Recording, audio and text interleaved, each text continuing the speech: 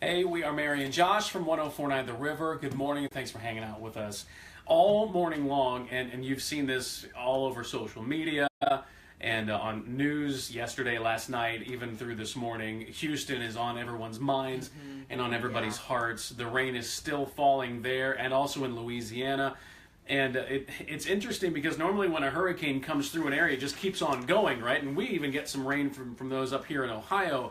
But this one is now back over the water in the Gulf of Mexico. It's going to come back inland again, and that's why they're talking about 50 inches of rain in that area. I mean, I'm no meteorologist, but that's a lot of rain. Yes. And already we're dealing with all the flooding, and now they're going to double how much water is there. So our prayers certainly are needed.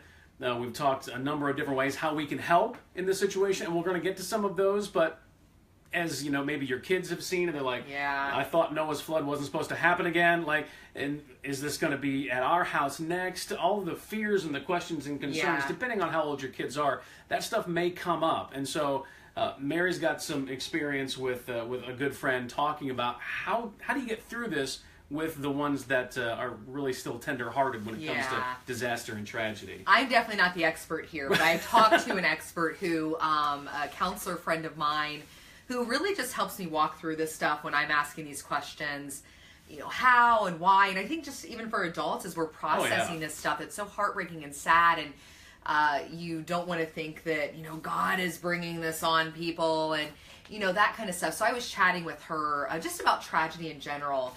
And we don't want to stick our heads in the sand. We want to acknowledge that this stuff is there and it hurts to watch people suffer and struggle and, you know, those who have lost their lives. And unfortunately, you know, there's not a good answer. It's a part of life. It's a part of what we live in this world. And I know that that's maybe not the answer you want in a pretty little package with a bow. A Christian bow on top, right? Everything will be okay. That's, no, not life. Not at all. And my friend was talking about her daughter came to her recently about something else in the news and said, I don't want a cookie cutter Christian answer.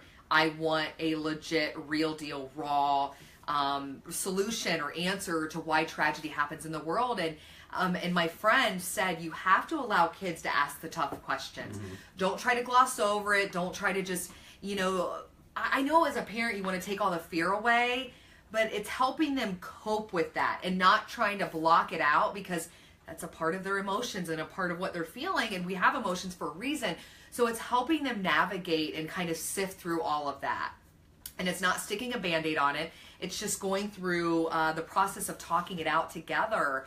And I think you can really, you know, come to a new understanding for you as an adult and you as a parent and also for the child to kind of wrap their head around tragedy because unfortunately we're going to see stuff like this. So allowing them to have just a real honest conversation about you know, maybe the stuff they're afraid to ask, but just to be able to put it out there and know they're in a safe place with mom or dad or a grandparent or an aunt or uncle, just to put those raw feelings out there. So it's important to have that. It's interesting as you say that. I think of how I've handled some of these kinds of things with my kids who are still pretty young. Our daughter's almost 13, and I feel like we could have a good conversation with her. But I know for my part, sometimes I've done it wrong, and my kids will ask me a question about something like this, and I'll go, don't worry about it. It's not here. And that's kind of it, and I'm a terrible person. So I know that I gotta have that conversation, so maybe it'll spur you on to do the same thing. And also, even though there is not always a Christian cookie-cutter, bow on the top answer, we still have hope. Yeah, and that's absolutely. That's what your friend has talked about, and we always can hope in Jesus in the midst of trouble. And I think that is a very important piece because you want to acknowledge whatever it is that's there, the tragedy, the hurt, the suffering, but you can't stay in that place of, you know, being paralyzed with fear and discouraged and like, I don't even want to be around God anymore if this kind of stuff is going to happen in our world. So acknowledging the tough stuff, but then turning your focus to God and saying, you're still good, and even though I'm seeing this really ugly, yucky stuff, that doesn't change who he is. I know that was something for me. I had to kind of think about it a little bit to go, okay, crazy stuff in the world, hurting, suffering, pain, but he is still who he says he is, and I have to cling to that just to push through this. Yeah, and I think we all find ourselves in those moments, and it's a good perspective, good foundation as we go through life. I don't know if you've seen all of the stories, probably not, because there's so many, all the video clips, it just becomes way too much. But there's one that I wanted to share with you that really just hit me right in the heart. It was a CNN crew. They were on a boat and just kind of going through one of the neighborhoods, showing the devastation. You know, the waters are halfway up the door frames at these houses, and just complete destruction.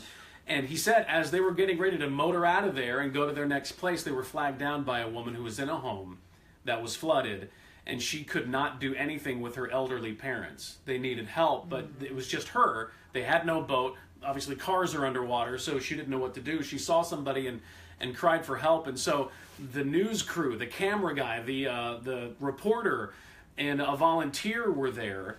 And so they brought out the older man. He must have been 70 or 80, and he had a cane and could barely, he was not strong. And so they had to lift him up and put him in the boat, make sure he was okay. And his wife then had dementia, and so they decided to cut the cameras then because that was making things difficult. They weren't sure what state she would be in, and obviously very confused and very afraid. And so they showed some compassion there for the couple and their privacy. But that to me, I don't know, I just don't think about that kind of thing happening here and all of the people it would affect and how it would affect them. And I'm glad that crew, of course, they realized our job right now is not to report anymore. They kept the cameras rolling just so people could see, but they rescued 3 people and a couple of dogs too. Yeah. So that they were able to come out and be safe. So that's happening tens and hundreds of times over and over, and they're real people who are really in danger, and they really need our prayers. One of the pictures that sticks out in my mind, and we were actually talking about it during the morning show today, was a mom holding a little baby, and then a guy is carrying both of them, and just out of their home to safety, and the baby is snoozing. Yeah, asleep. The baby is just asleep, and in that moment, like as a mom, just looking at that picture, kids are so resilient. Yes, and they bounce back from everything. Yeah, and I just see the strength of the mom there holding her little one and protecting that baby, and the baby's just, cool totally and there, and they're, going to be safe and sound, and I'm just so thankful for that just little picture of just hope. Like that represents hope to me.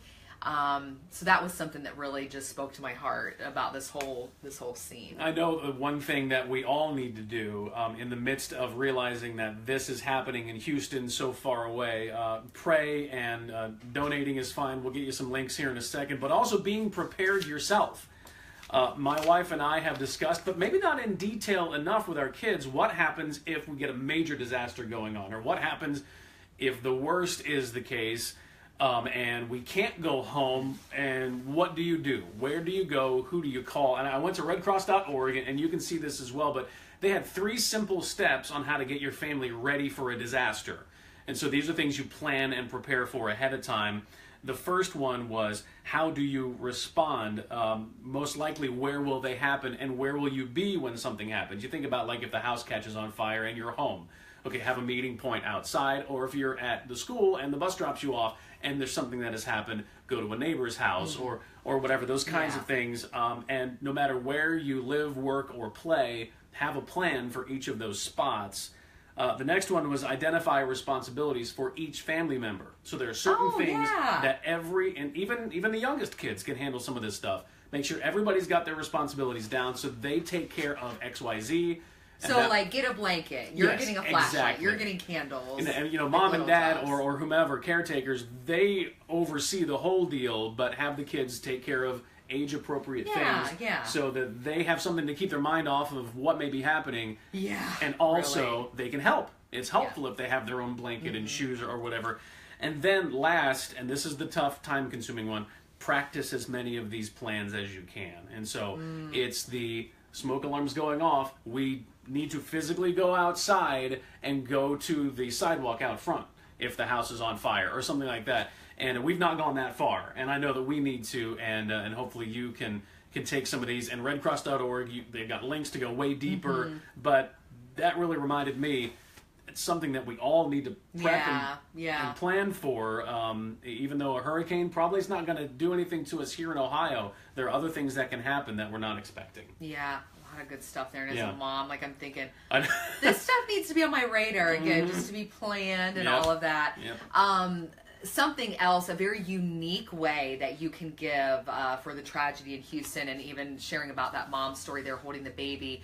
I never even knew this, but the disaster relief agencies, they actually do not provide diapers. I'll do it for all of us.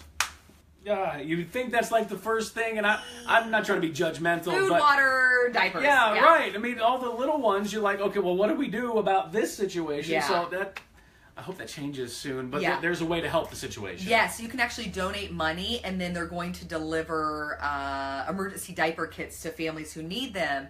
And you can look up texasdiaperbank.org. I love that name, by Again, the way. texasdiaperbank.org. And you can give specifically to that if you feel led to do that. And of course, we have a bunch of different links: Salvation Army, Samaritan's Purse. There's a couple other ones there as well. You can go there, find out more, donate. Because for people like me, I just want to fix stuff. Mm-hmm. And yeah, I'm praying, but also I'm like, I have to do something. And if you're like that, it's a way for you to get involved. So you can find that at our website, 1049theriver.com. There'll be a blog there as well.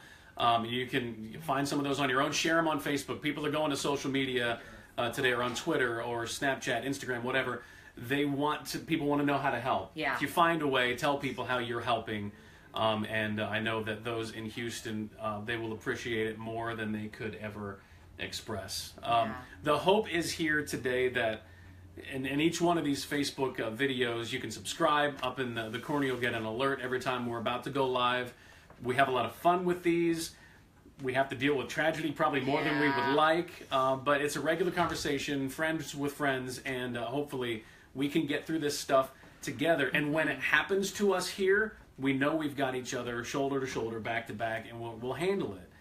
Right now, though, our brothers and sisters and fellow Americans need our help and our prayers, and so let's do what we can today for Houston. Yeah, thank you so much for being here again. Make sure you subscribe, and you'll get a little alert letting you know each week when we do these. So have an amazing day, and we're so thankful for you. God bless.